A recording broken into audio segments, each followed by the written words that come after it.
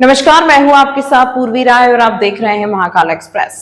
ऋणमुक्तेश्वर मंदिर के महंत महावीर नाथ महाराज ने आज इस संबंध में जानकारी देते हुए बताया कि श्री रामनाथ जी सेवा समिति द्वारा मुख्यमंत्री डॉक्टर मोहन यादव की प्रेरणा से 12 दिसंबर को उज्जैन में निःशुल्क सामूहिक विवाह सम्मेलन का आयोजन किया जा रहा है।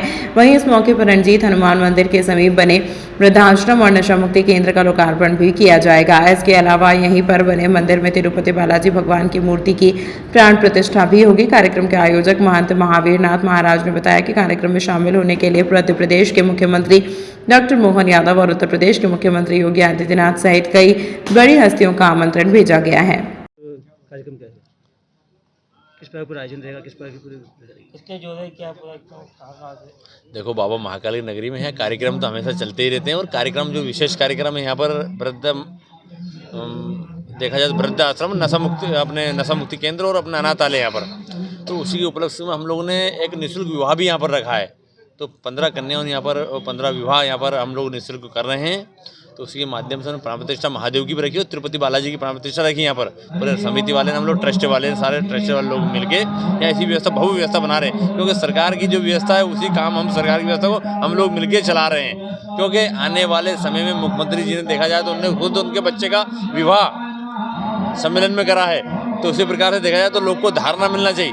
क्योंकि यहाँ तो गरीब अमीर नहीं होते हैं, यहाँ तो मन बना के जो करेंगे उसका उद्धार होगा। और बाबा महाकाल की नगरी यहाँ पर वही होगा। और यहाँ देखा जाए तो हमने उनको भी आमंत्रण दिया है, मुख्यमंत्री जी को, डॉक्टर मोहन यादव जी को और योगी आदित्यनाथ जी को भी दिया हमने, हमारे बालकनाथ जी को भी। तो विशेष करके हम लोग उनको अतिथि, हम सभी लोग को अतिथि हमने बनाया है, बुलाया है। तो और उज्जैन वासियों को, हमारे जितने लोग हैं उनको भी हम लोगों ने बोला है यहाँ पर।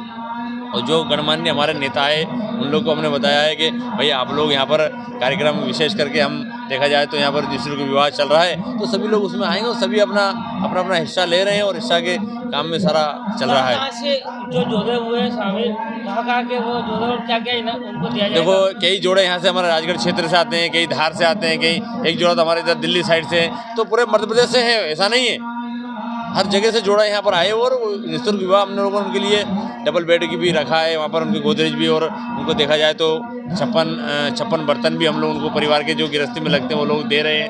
उनको मंगलसूत्र की व्यवस्था बनाई है, बिछोड़े की सारी व्यवस्था हम लोगों ने बनाई है यहाँ पर हमने सब, और उसी काम में हम लोग लगे हैं।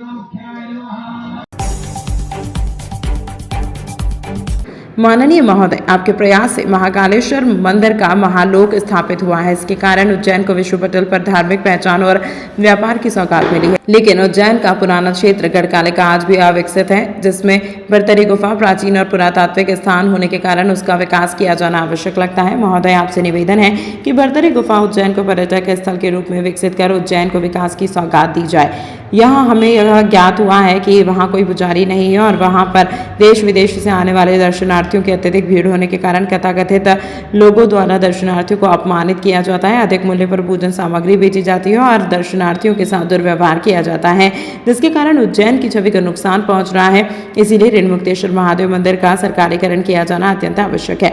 माननीय महोदय, हम आपके संज्ञान में यह भी लाना चाहते हैं कि सिंहस्थ क्षेत्र के रणजीत हनुमान मंदिर उज्जैन के सामने सरकारी भूमि पर उनको आश्रम बन गए हैं, जिसकी जांच की जाना चाहिए और सरकारी भूमि को अतिक्रमण मुक्त कराया जाना चाहिए।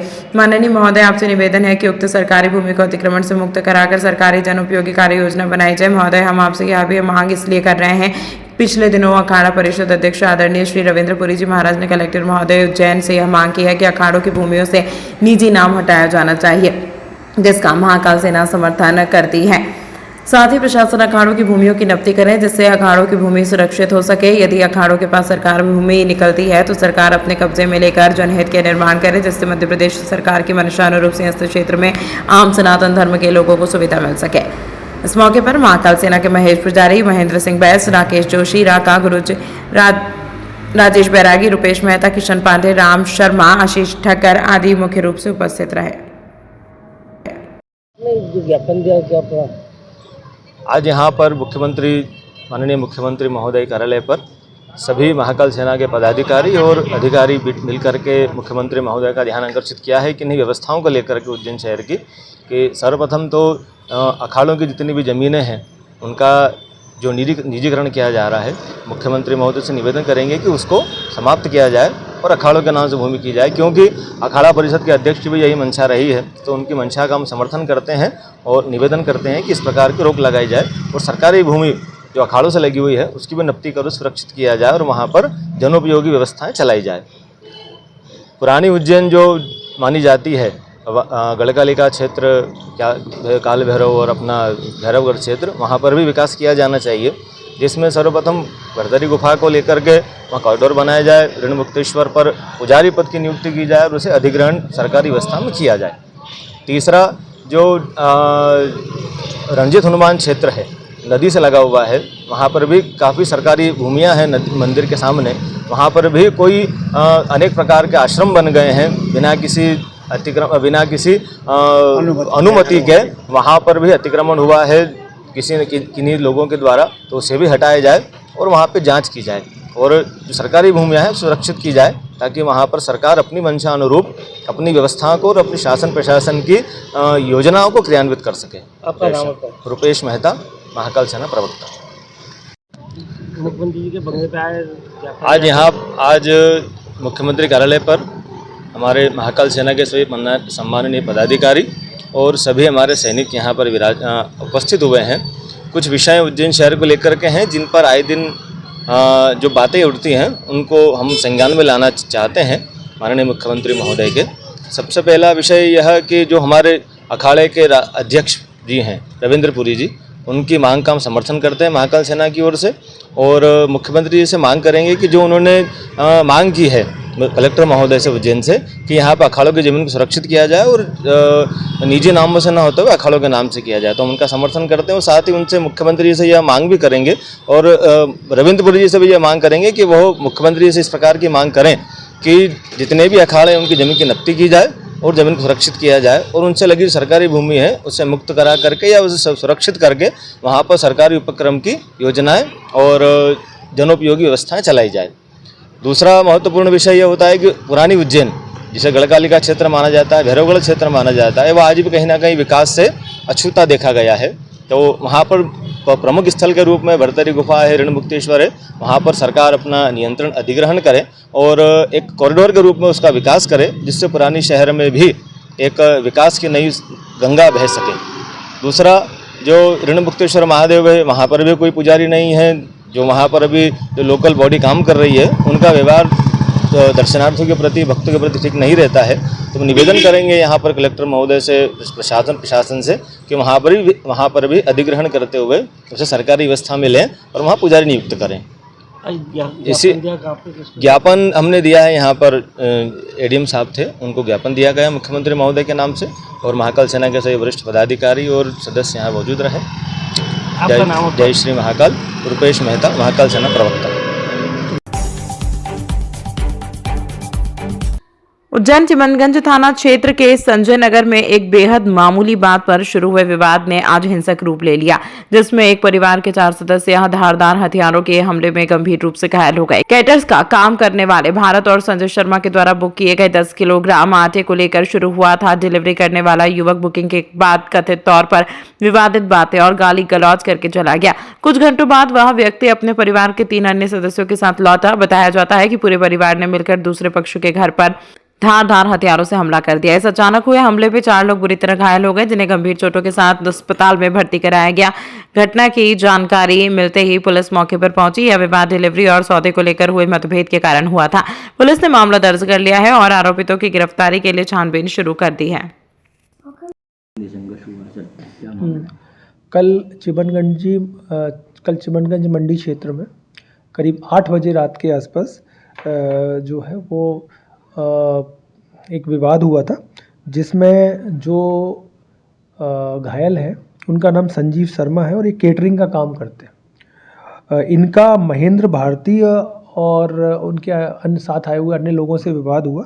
महेंद्र भारती आटा चक्की से आटा निकाल के सप्लाई करते हैं और जब ये सप्लाई करने के लिए उनकी स्थान पर जो खुशी ट्रेडर्स है वहाँ पर गए, उसके बाद इनका आपस में विवाद हुआ और विवाद के चलते महेंद्र भारती और उनके साथ जो 3-4 लोग थे उनके द्वारा संजीव शर्मा के ऊपर घातक हमला किया गया, जिससे उनके सर में गंभीर चोट आई है। पुलिस ने प्रथम दृष्टया इस मामले में 109 BNS जो अटेम्प्ट टू मर्डर से संबंधित है उसका प्रकरण पंजीबद्ध किया है और इसमें जो मुख्य आरोपी है महेंद्र भारती उसको हम लोगों ने राउंड अप करा है। सर विवाद का कारण क्या है? विवाद इनमें व्यापार को लेकर के, जैसा मैंने आपको बताया कि जो संजीव शर्मा है जो कि प्रकरण में घायल है, मजरू है, वो उनका कैटरिंग का काम है और उनको जो आटे की सप्लाई है वो ये महेंद्र भारती ये करते हैं और इनका विवाद है और विवाद को लेकर के इनके साथ जो घटना घटित हुई है वो उसके कारण ही हुई है।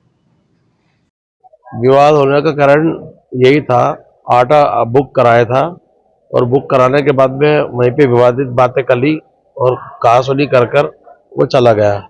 हाँ, विवाद हुआ और किसी कारण से बंदा कोई गया, वहां से वापस आया और उसके बाद में घर पे मारा-कुटी करी उसने। घर पे गोडाउन पे आके करी, गोडाउन पे आके करी। 4 लोग घायल है अभी, 4 लोग बहुत ज्यादा लगी। एक तो 15 टाके आए, मेरे को 8-10 टाके आए मेरे को। कैटरिंग का काम है दाल मिल के पीछे। ये 8-10 मकान छोड़कर मकान में हम लोग डिलीवरी देते थे, माल पहुंचाते थे वो लोग और मात्र छोटा सा 10 किलो आटा के चक्कर में झगड़ा हुआ और आके उससे मारा-कुटी करने लग गया वो लोग और अभद्रता करके गाली गलौज करी उसने। कोई विवाद नहीं था और ये पूरे परिवार उठकर आ गया, मारा-कुटी करने के धारदार हथियार से मारा-कुटी करी उन्होंने। चिमंगन में थाने में। हाँ, संजीव शर्मा। तमाम महत्वपूर्ण खबरों के लिए देखते रहिए महाकाल एक्सप्रेस।